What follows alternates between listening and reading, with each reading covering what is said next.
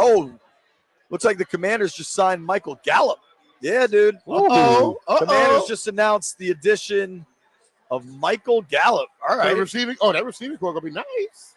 You got a speed guy. He's a little bit older, but you got a speed guy. You need somebody that can stretch the field. That's the one thing this receiving core is missing, is a guy who can get downfield. And Terry does an awesome job of catching those 50-50 balls and getting open. And Noah Brown does a great job of drawing those PIs, but you need a guy who can take the top off of defense, and hopefully Michael Gallup is that guy. With a last name like that, and you have speed. It's a hell of a name, right? Gallup. I guess that's better than Trotter, right? Yeah, you trotting in. I like the Gallup signing. I imagine it's next to nothing. Yeah. Probably around veteran minimum type stuff. And that's the kind of signing when everybody was talking about, like, oh, people are going to want to play with Jaden. I think that's the kind of signing where it adds up, right? Like if it's a veteran minimum here or a veteran minimum there, you wonder who the quarterback is. When you start getting those type of guys, that little thing about people wanting to play with him begins. Well, I mean, we've heard it through the, press conferences, Zoom avails we've done with a lot of these guys along the way. Will Harris's company talking about, the culture and seeing the joy that those guys are playing with and all those different things, that for years never existed here in Washington. Yeah. It's going to be, I don't know.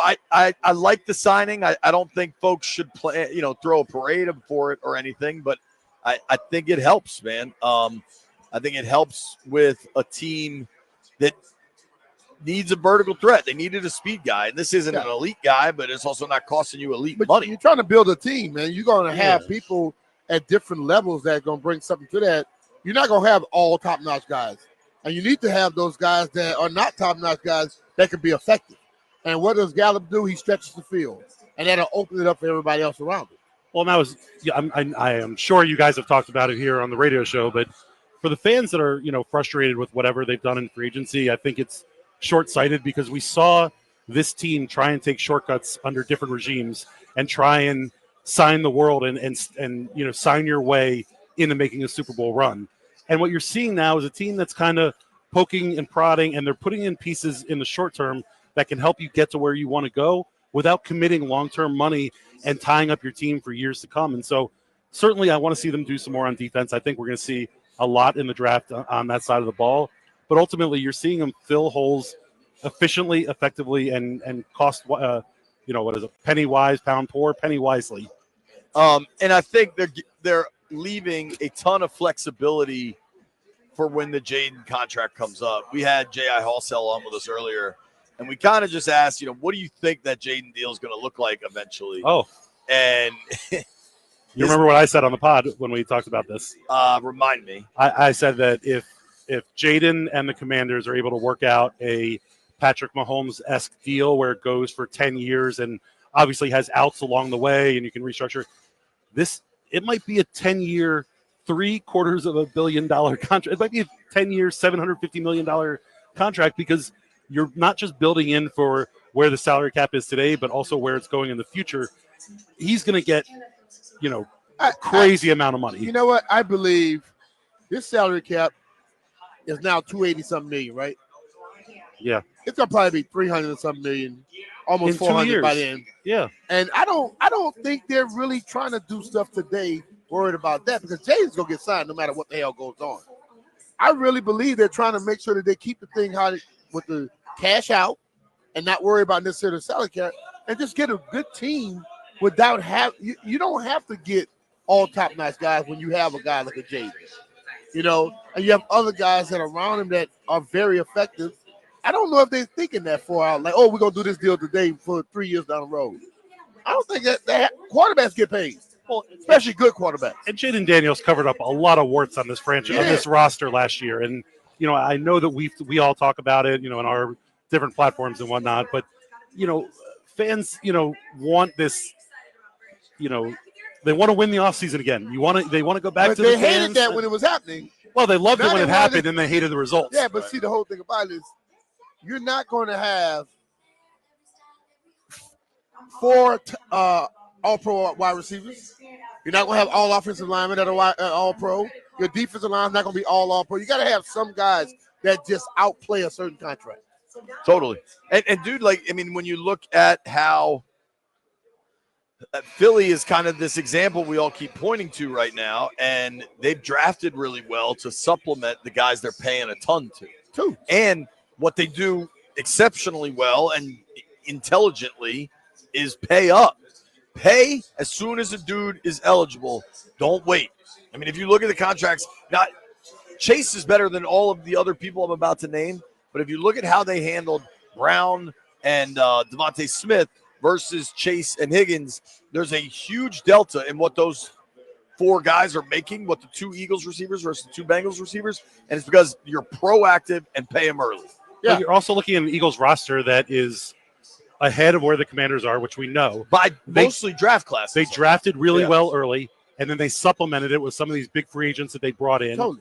And now that their early draft picks are starting to come to their second contracts, you're seeing some of their guys having to leave to go elsewhere. Yeah. Can you imagine here in Washington if, they had the success they had last year, and half of the Eagles starting defense last year is not in Philly anymore. They're on their way elsewhere because they know they have big contracts coming up for those D tackles and some of these young guys. And so you're seeing this, it's almost a curve as they go. Yeah. You build up to it, and then you have to start kind of rebuilding. The fact that they hit on their draft picks allows them to be able to do certain things.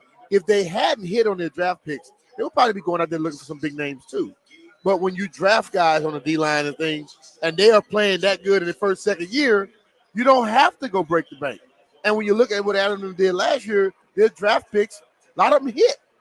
And if they come this year and draft again, and let's say next year the guys from last year and the guys this year hit, then you don't have to worry about those big name guys because you all of a sudden now get and that's what people talk about building from the draft. To build from the draft, you got to be good at drafting. If you can't draft well, you can't build from the draft. Imagine how different this roster looks if the first and second round picks that they jettisoned last year were legit NFL starters like we see in Philly. Yeah. If you take the Emmanuel Forbes and you take Fidarian Mathis and you take all these guys who they got rid of last year, if those guys are legitimate NFL starters, this defense looks way better. This roster looks way better. Yeah. This team looks way better. It's going to be, completely. And I think I got one of the mailbag questions on All Ears last night was asking what, if any, of the, who that was on Washington last year do you expect to take a big reach up this year? And I think you look at the rookies, and I think it's easy to say McCaffrey or Sennett, but I think what if Johnny Newton plays a lot better? Like, they clearly made a decision as it related to John Allen, and people want to make it a direct comparison to Javon Kinlaw. It's not. But I think it's more about Newton than it is about Kinlaw. I think it may be that, but I think overall when they finish up, it's going to be, will the overall defense be better this year than it was last year? And Javon Kinlaw may not be John Allen, but I think when you look at the sum of the whole, that defense this year is going to be better than it was last year. That's all you need to worry about. I got one name for you guys. Jordan McGee.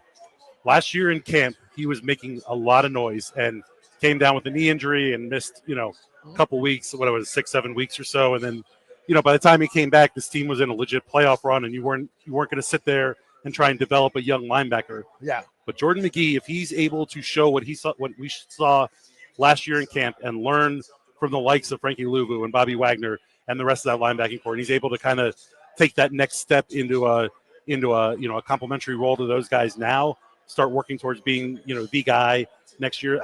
I'm extremely excited about what he can become and what he can mean for this Commanders defense. See, I hear you. I just don't know the direct path to minutes for him and snaps. Like, Newton is your starter. McCaffrey was getting 40-50% of the snaps last year. Like, if everything breaks right for Washington, McGee's your third backer. Newton starts day one. You know what I mean? Like, the path is, to me, I didn't love Frankie Louvu as much as they used him as a direct defensive end in the defense last year. And part of that was because they didn't have the guys to get pressure on him. Yeah. I wanted them to bring in somebody this year that was going to help out with that and let Louvu play that linebacker, the actual linebacker position. Yeah.